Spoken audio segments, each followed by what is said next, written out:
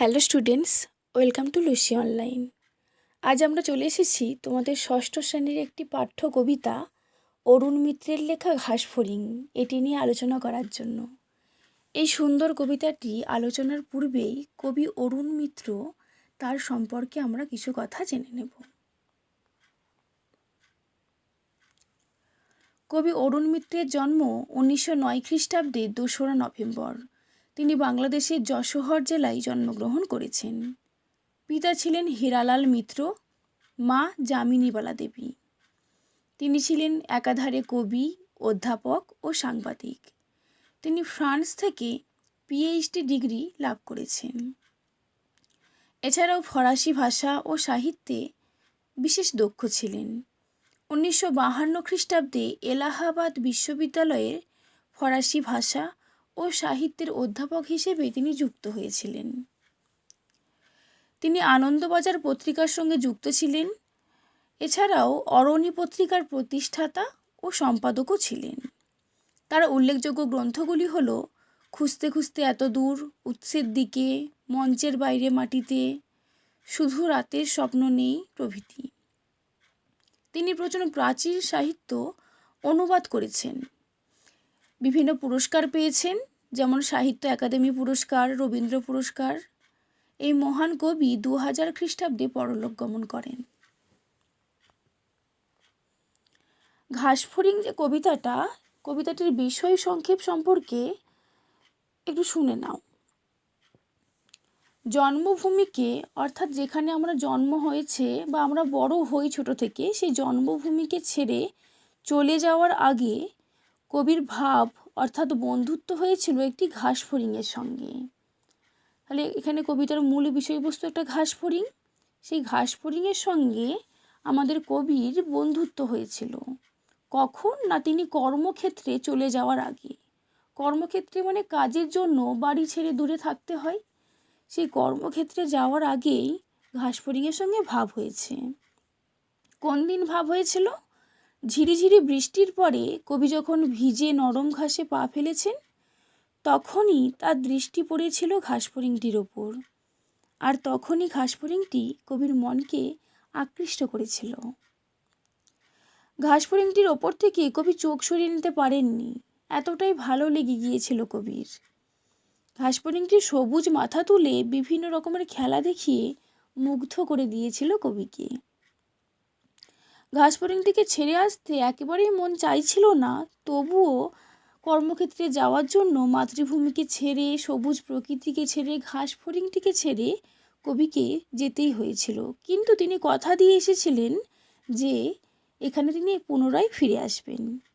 তাই আবার যেদিন ওই রকম ঝিরিঝিরি বৃষ্টি পড়েছিল, কবির মনে পড়ে যায় সেই দিনটির কথা, মাতৃভূমির কথা, প্রকৃতির কথা, সেই বৃষ্টির দিন, ঘাসফড়িংয়ের সঙ্গে দেখা, সব কিছু কথা।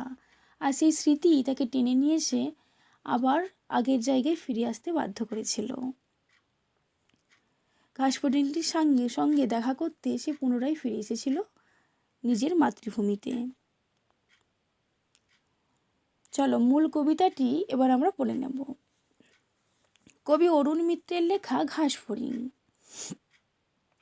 একটা ঘাসফড়িংয়ের সঙ্গে আমার গলায় গলায় ভাব হয়েছে, ভাব না করে পারতামই না আমরা। তাহলে কবি, ওই যে বললাম, কবির একটা ঘাসফড়িং, ঘাসের উপর সবুজ দেখতে যে ঘাসফড়িং, তার সঙ্গে ভাব হয়েছে।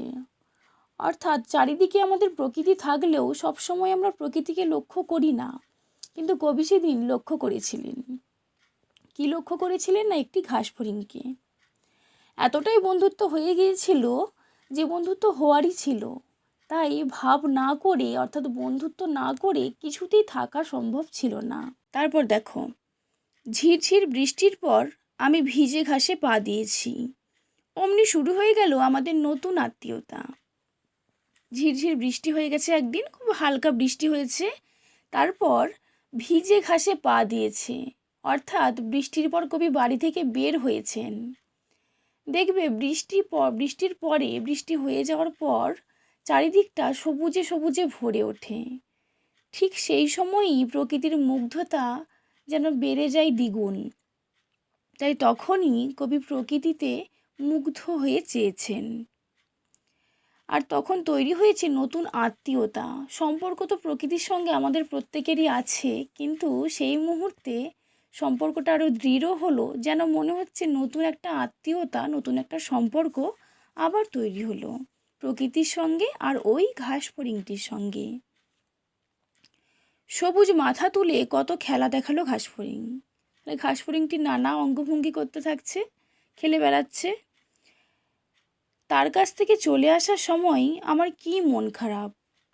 তাহলে এত কিছু ছেড়ে কবি একেবারেই আসতে চাইছেন না, ইচ্ছে করছে না আসতে, কিন্তু তবু আসতে তো হবেই, মন খারাপ হলেও।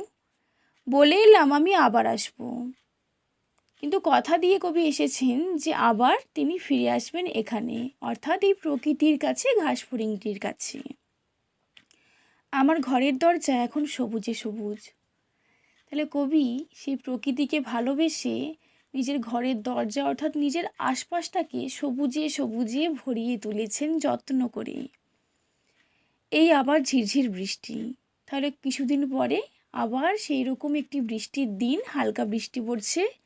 আমি কথা দিয়ে এসেছি, তাহলে সেই বৃষ্টির দিনে কবির সেই আগের দিনের কথা মনে পড়ে যাচ্ছে।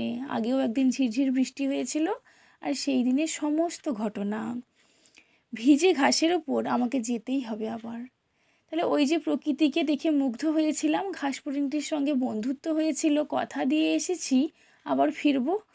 তাই সেই বৃষ্টির দিনে কবির সেসব মনে পড়ে গেল।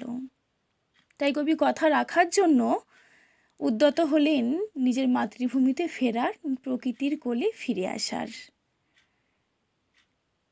এই ছিল আমাদের ঘাস ফড়িং কবিতার আলোচনা। এই পর্যন্তই আজকের ভিডিও। পরবর্তী ভিডিওতে তোমাদের এর প্রশ্নোত্তর সম্পর্কে আলোচনা করে দেব। ধন্যবাদ সবাইকে।